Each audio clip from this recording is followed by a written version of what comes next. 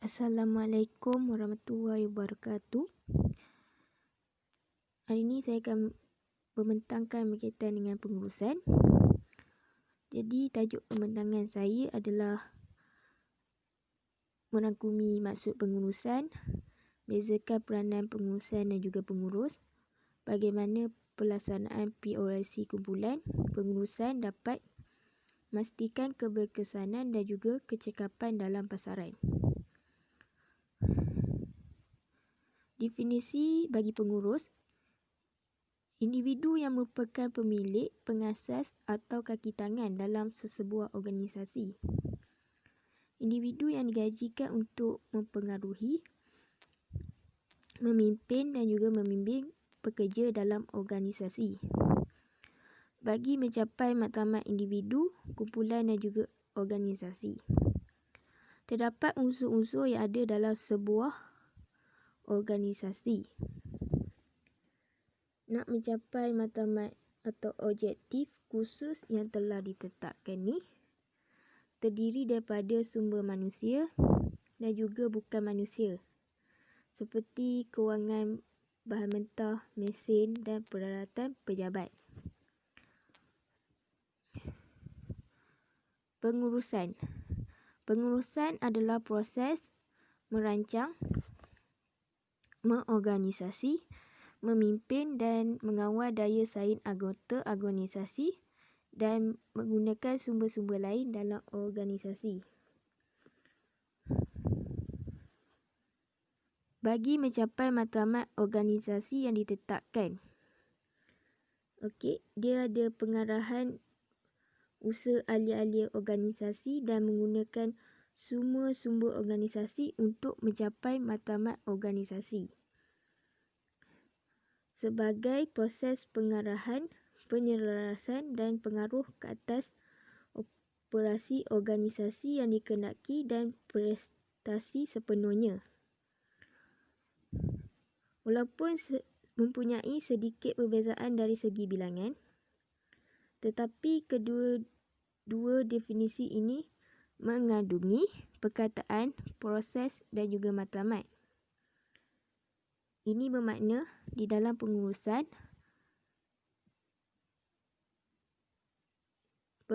ni sebagai proses. Dia menjalankan kerja secara sistematik serta memerlukan hubungan tertentu antara sesuatu aktiviti dengan satu aktiviti yang lain. Mencapai matlamat organisasi. Apabila aktiviti organisasi itu berjalan dengan teratur dan berhubung atau membantu antara satu dengan lain, maka matlamat organisasi itu dapat dicapai.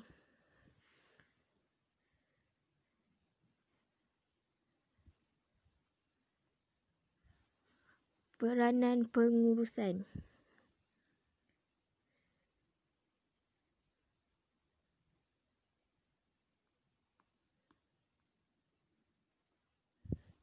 Satu proses di mana pengurus menentukan matlamat yang hendak dicapai dan menentukan tindakan yang paling sesuai diambil di semua peringkat organisasi. Sebelum pihak pengurusan memulakan aktiviti organisasi, perancangan hendaklah dibuat terlebih dahulu. Pada peringkat perancangan, yang perlu dipersoalkan ialah tujuan dan juga objektif. Mengenal pasti perkara yang ingin dicapai oleh sesebuah organisasi berdasarkan matlamat penubuhan organisasi tersebut dan prestasi yang diinginkan seperti kadar pertumbuhan organisasi atau peratusan keuntungan. Yang kedua, strategi organisasi. Organisasi perlu mencari jalan iaitu strategi untuk mencapai matlamat dan juga tujuan. Pihak pengurusan akan membincangkan perkara seperti strategi pemasaran yang meliputi peletakan harga, perluasan pasaran atau perbezaan barangan agar organisasi itu dapat bersaing dengan pihak luar. Mengatur program dan juga projek mengikut strategi ini berasaskan matlamat organisasi. Jaminan keselamatan supaya dapat meminimalkan risiko dan membantu organisasi. Meminimalkan risiko dengan mengurangkan ketidakpastian persekitaran urusan. Dan juga nak membantu organisasi ni nak mengurangkan pembaziran sumber dan juga masa. Pencapaian matlamat agar meningkatkan kejayaan organisasi.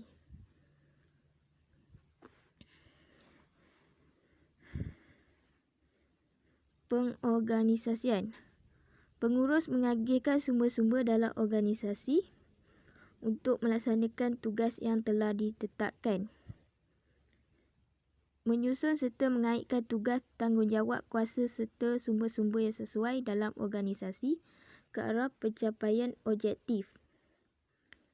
Contoh melibatkan kerja menstrukturkan organisasi meliputi perancangan sumber manusia.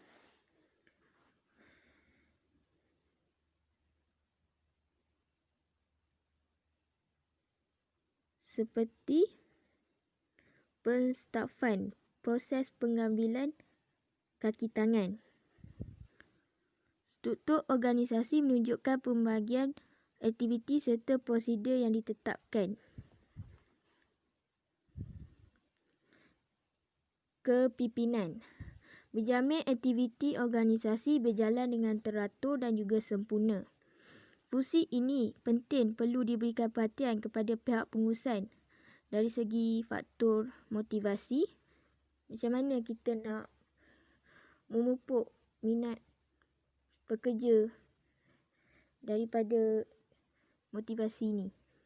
Lepas tu kepimpinan kuasa tu kan. Lepas tu sistem komunikasi ni perlu ada komunikasi yang baik antara pekerja. Pengawalan. Fungsi terakhir untuk menentukan bahawa prestasi organisasi telah dicapai mengikut perancangan. Masalah dalam penyusunan dikenalpasti dan langkah tertentu dikenalpasti. Faktor-faktor dalam organisasi, keinginan dan sifat kaki tangan yang ada dalam organisasi, tingkah laku perlu diberi perhatian dan diawasi. Proses kawalan melibatkan menentukan piawaian yang sesuai ni berdasarkan kepada faktor-faktor dalam organisasi. Mewujudkan sistem laporan yang berkesan juga faktor-faktor dalam organisasi. Menyediakan sistem ganjaran menarik ni, keinginan dan sifat kaki tangan yang ada dalam organisasi. Mengadakan pemantauan ni, tingkah laku perlu diberi perhatian dan juga diawasi. Dan mengambil tindakan pembetulan atau penambahbaikan adalah juga tingkah laku perlu diberi perhatian dan juga diawasi. Peranan pengurus. Pengurus sebagai komunikator, pemantau dalam memerhati maklumat berkaitan organisasi dan juga persekitaran. Dapatkan maklum balas berkaitan keputusan organisasi. Penyampai dalam menyampaikan maklumat dari dalam dan luar organisasi. Kepada pihak dalaman dan pihak berkepentingan tentang rancangan organisasi. Melalui memo, ucapan, buletin dan juga lain-lain. Jurucakap dalam menyampaikan maklumat kepada pihak luar organisasi dan juga pihak berkepentingan. Maklumat berkaitan rancangan organisasi, polisi, tindakan dan keputusan yang diambil melalui rundingan mesyuarat dan laporan tahunan. Pengurus sebagai penolong ni nak memberi galakan kepada pekerja supaya meningkatkan motivasi. Memberi motivasi kepada pekerja dalam melaksanakan tugas. Fasilitator untuk memimpin pekerja untuk menyelesaikan sebarang masalah. kaedah permasalahan pekerja ni dia macam dengar masalah pekerja tu, macam mana cara nak selesaikan.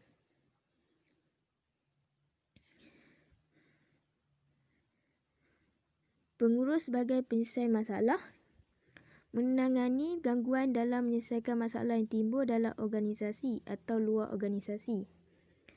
Bekerjasama dan membantu pekerja dalam menyelesaikan masalah yang dihadapi oleh pekerja. Punca konflik dalam menyelesaikan masalah dengan pihak berkepentingan seperti pemekar pekerja dan juga pelanggan. Pengagih sumber dalam membuat pengagihan sumber yang ada dalam organisasi. Pengurus sebagai usahawan berusaha meningkatkan perniagaan melalui idea-idea baru secara kreatif dan inovatif. Sentiasa peka terhadap persekitaran dalaman dan juga luaran yang memberi peluang dan juga ancaman dan bagaimana mengatasinya. Dan juga sentiasa memperbaiki prestasi unit atau organisasi dalam semua aspek terutama dalam faktor pengeluaran dalam organisasi untuk melaksanakan aktiviti dengan cekap dan juga berkesan. Bagaimana pelaksanaan POLC kumpulan pengurusan dapat memastikan keberkesanan dan juga kecekapan dalam pasaran. Latihan dan juga pembangunan.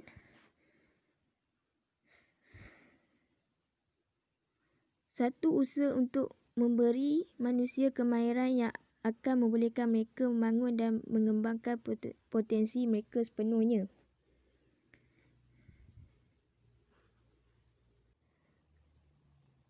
Organisasi perlulah melihat latihan sebagai satu keperluan yang wajib diberikan kepada pekerja kerana kejayaan sebuah organisasi bergantung kepada para pekerjanya.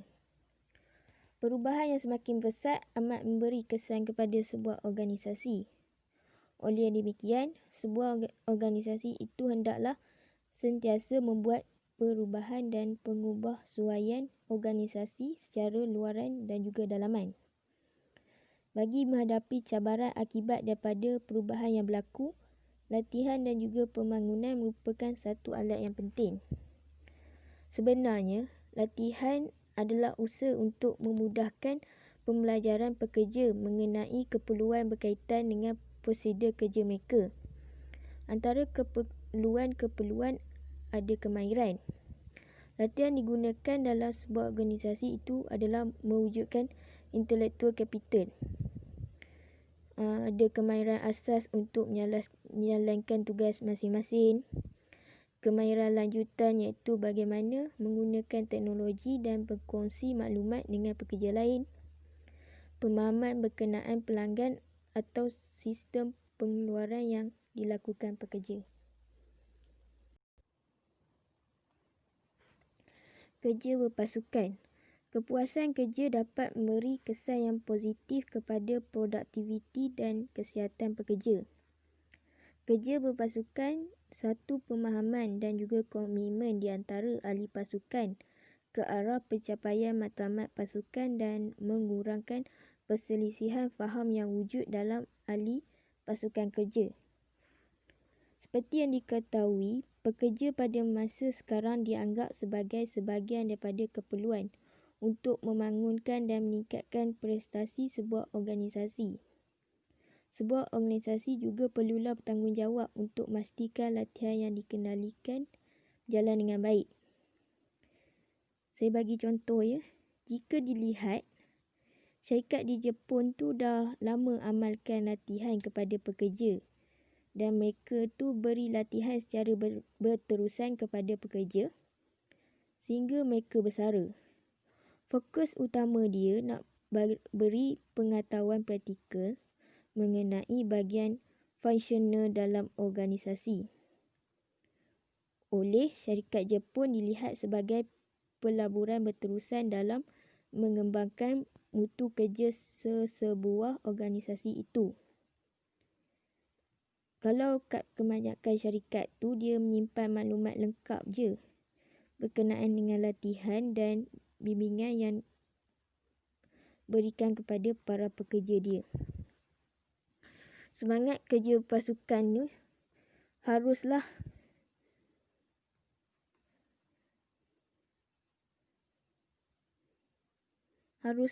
sentiasa dipupuk dalam setiap organisasi.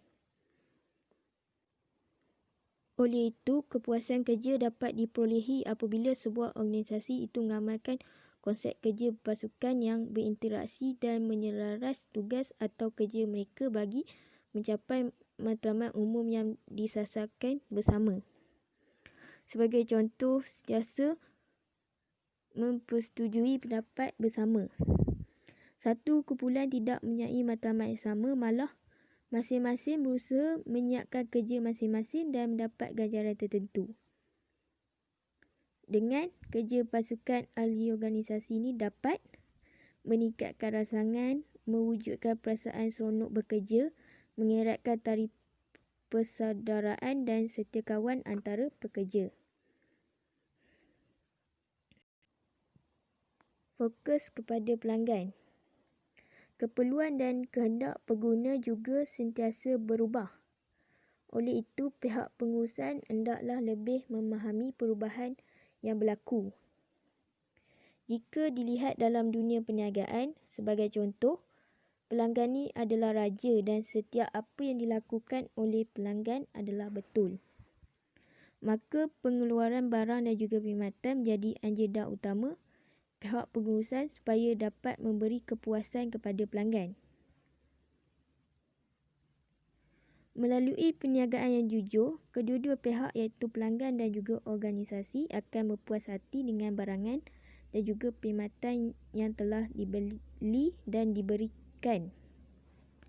Oleh itu, setiap pekerja yang berada di dalam organisasi perlulah mengutamakan pelanggan dalam setiap apa keadaan dan juga masa.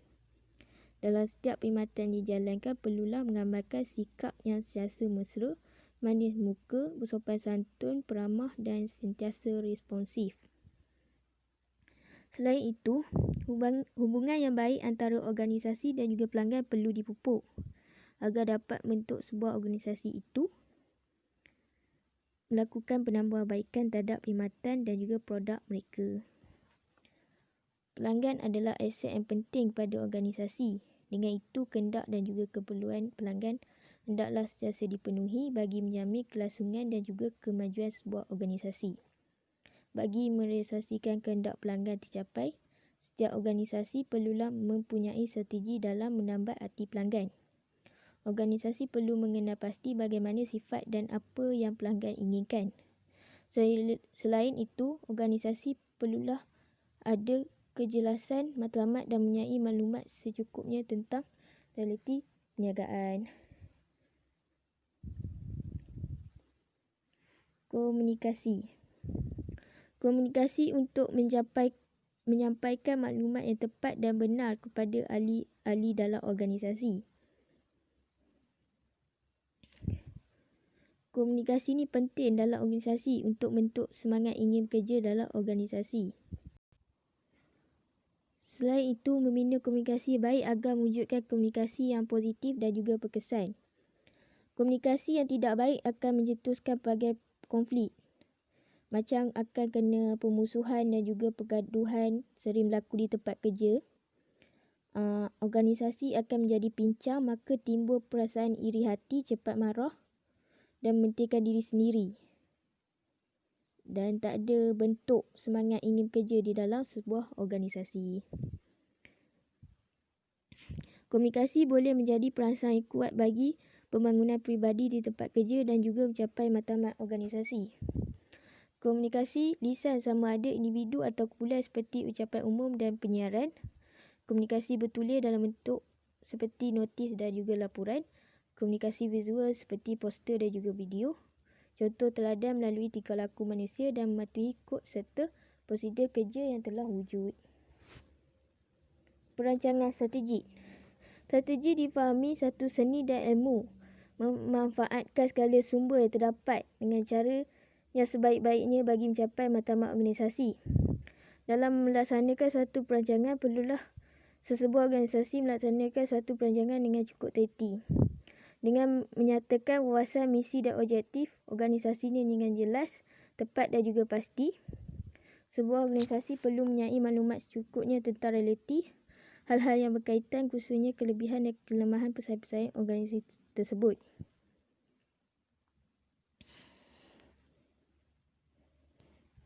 Contohnya, nak mengumpul data-data dan juga menganalisisnya secara objektif.